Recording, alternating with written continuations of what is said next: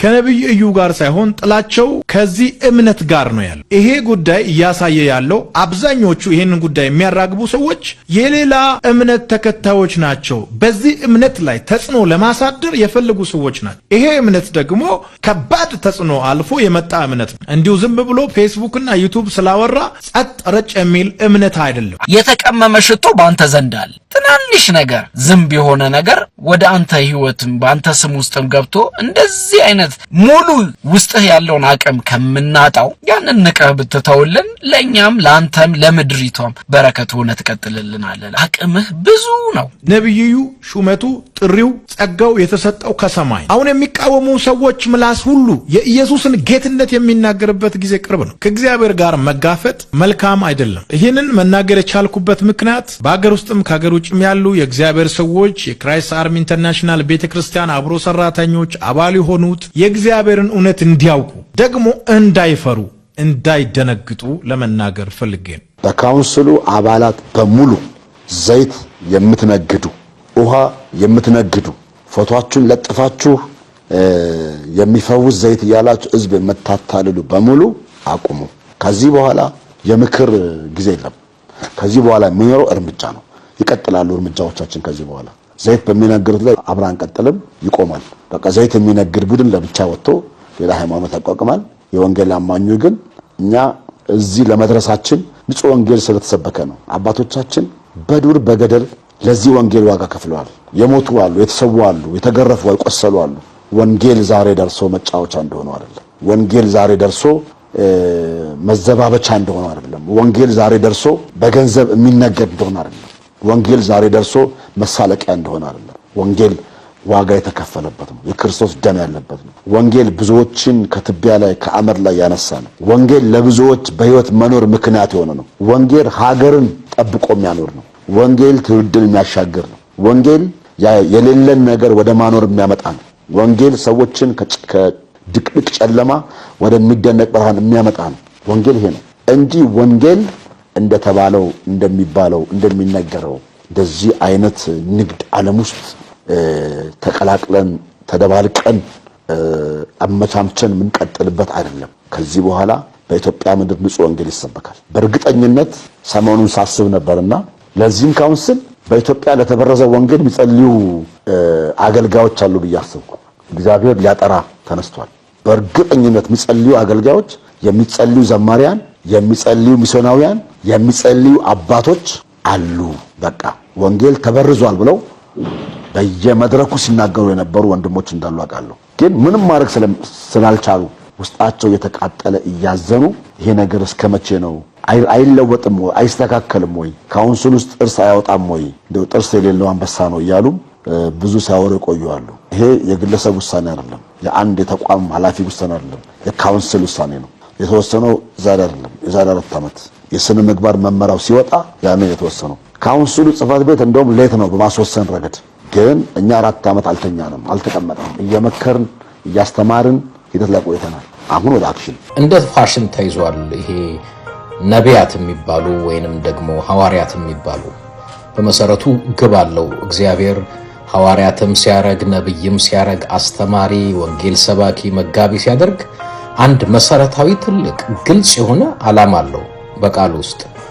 ያ ትልቁ መሰረታዊ ዓላማ እግዚአብሔር እንደነዚህ አይነት አገልጋዮች የሚያስነሳበት ምክንያት ለህይወትና እግዚአብሔርን ለመምሰል ስለሰጠን ነው የሚለው መሰረታዊው ነገር። እግዚአብሔር ሐዋርያም ነብይም ወንጌል ሰባኪ ምናምን ያረጋው ሰዎች ለህይወት እንዲጠቅም ለህይወት እና እግዚአብሔርን ለመምሰል።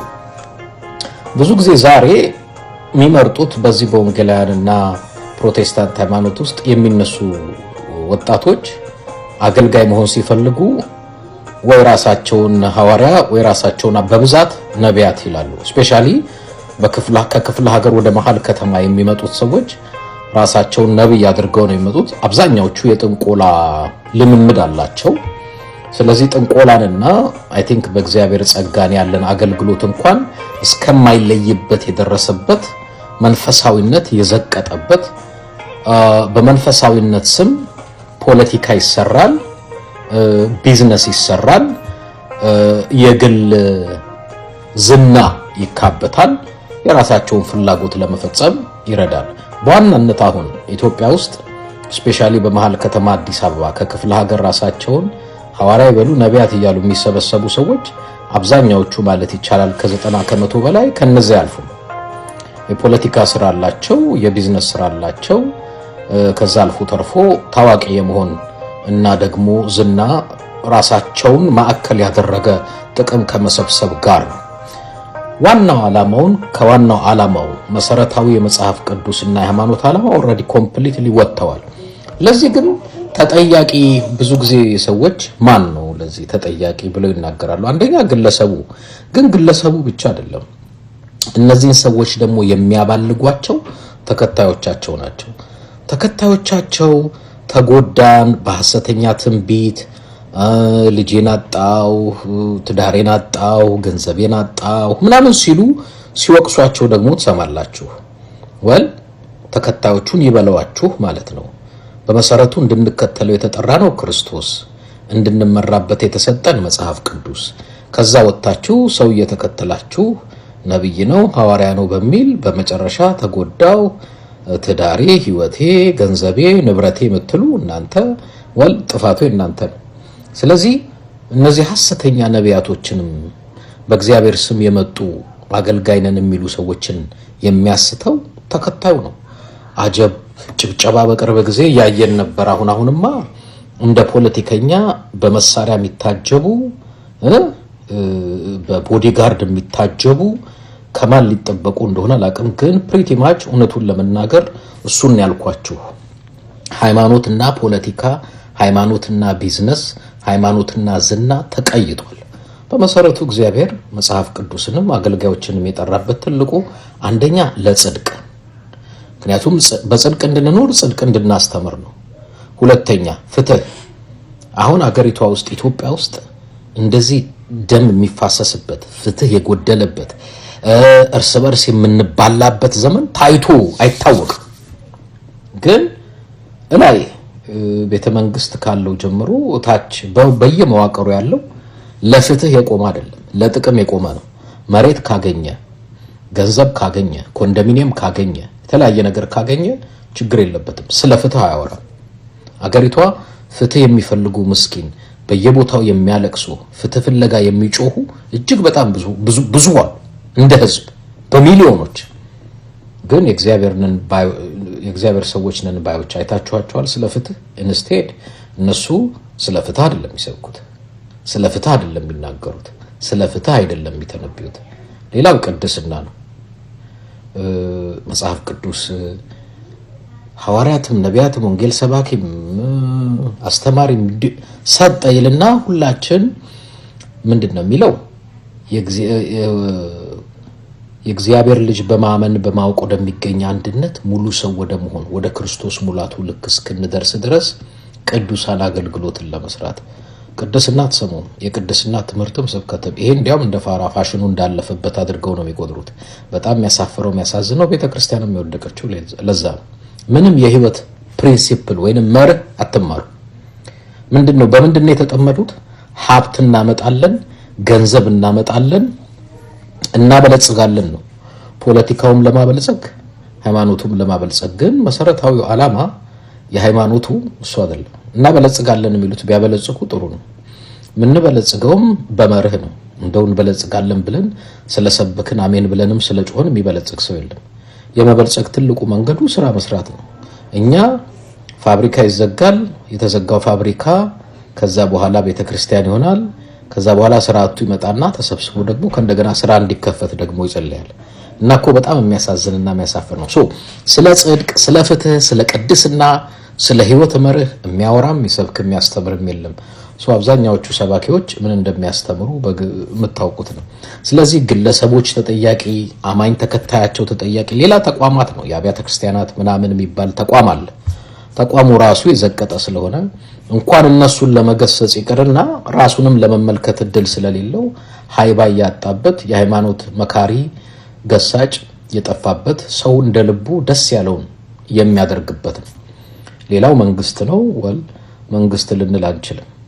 እነዚህ ራሳቸው ከመንግስት ጋር አብረው ለስርዓት አልበኝነት የሚሰሩ ስለሆኑ ግለሰቡንም ተከታዩም ተቋማትም መንግስትም ሁሉም የወደቀበት በሞራል የወደቀበት በፍትህ የወደቀበት ማንም ለማንም አቤት ሃይ ባይ የማይልበት እንደዚህ አይነት ውድቀት ላይ ነው የደረስነው። ከዛም አልፎ ተርፎ ራሳቸውን በዝነኝነት ቆልለው ከኔ ጋር ራት ለሚበላ ይሄን ያህል ሚሊዮን የከፈለ ከኔ ጋር ራት ይበላልም የሚባል ነገር መጥቷል። አብዛኛዎቹ የመድረክ ላይ አርቲስቶች ናቸው። ሌላ እንዳይመስላችሁ።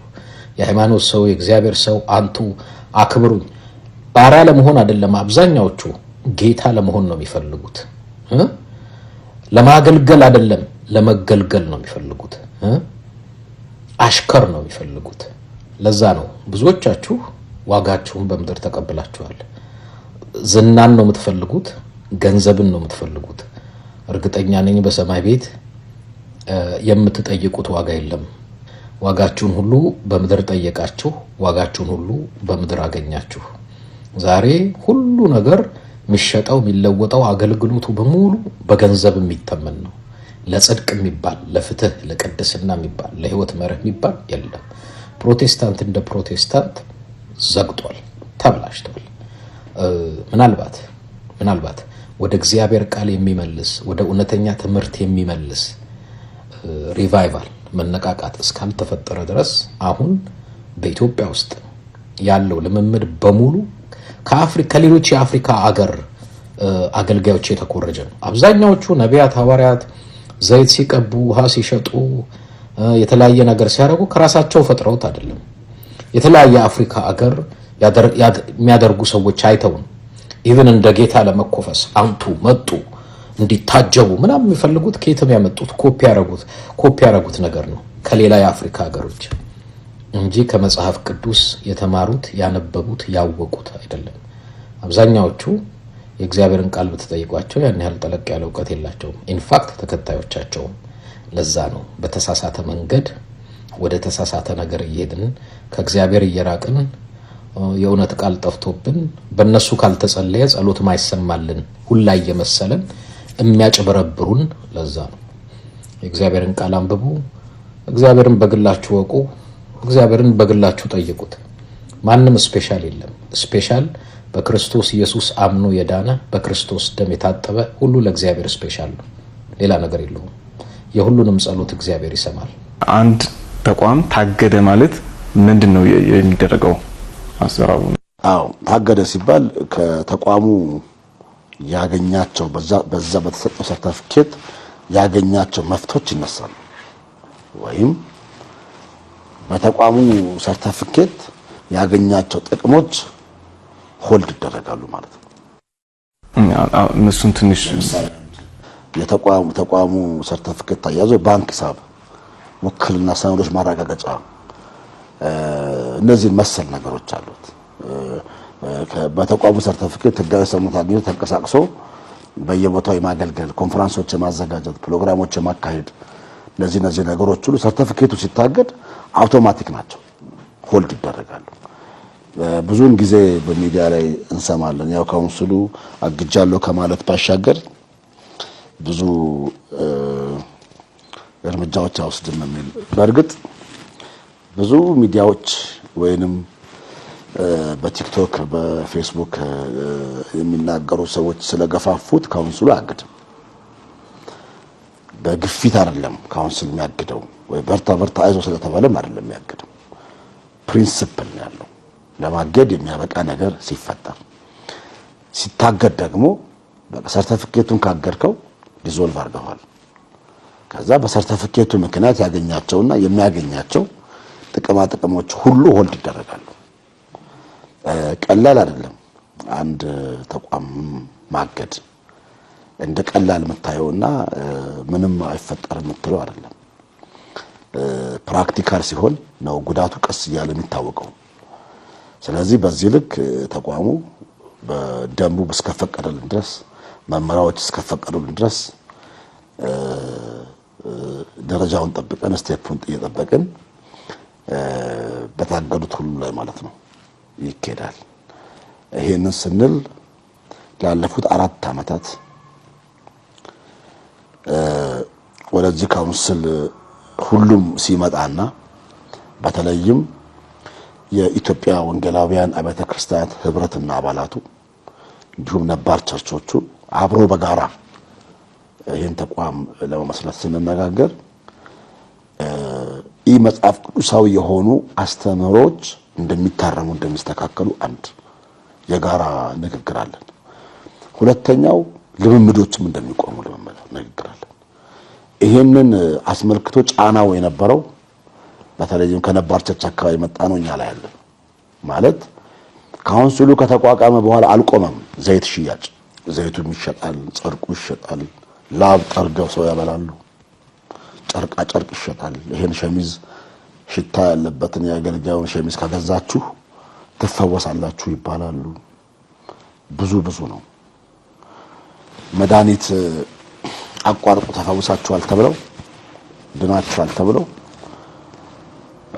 የሞቱ ሳር የበቀለባቸው ጠያቂ ዘመድ ያጡ አቤት የሚሉበት ቦታ አጥተው በየጓዳቸው ያለቀሱ ያሉ ሰዎች በጣም በርካቶች ናቸው።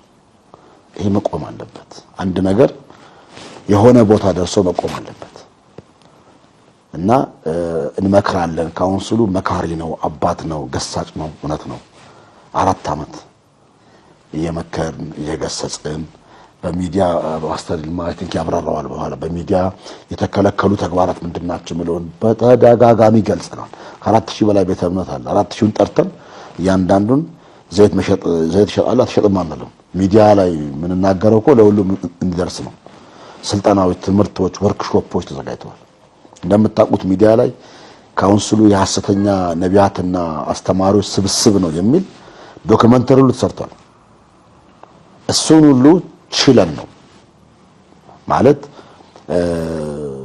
የመምከር እድል እንስጥ፣ እንዲያቆሙ እድል እንስጥ ብለን ነው እንጂ ዘይት እንዲሸጥ፣ ውሃ እንዲሸጥ፣ ጨው እንዲሸጥ፣ ጨርቃ ጨርቅ እንዲሸጥ ተስማምተን አይደለም።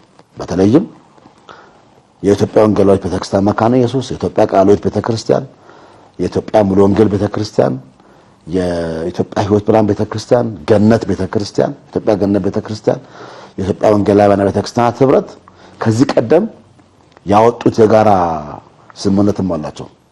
በ32ኛው የኢትዮጵያ ወንጌላውያን ቤተክርስቲያናት ህብረት ጠቅላላ ጉባኤ ላይ ዝርዝር የወጣ መግለጫ አለ።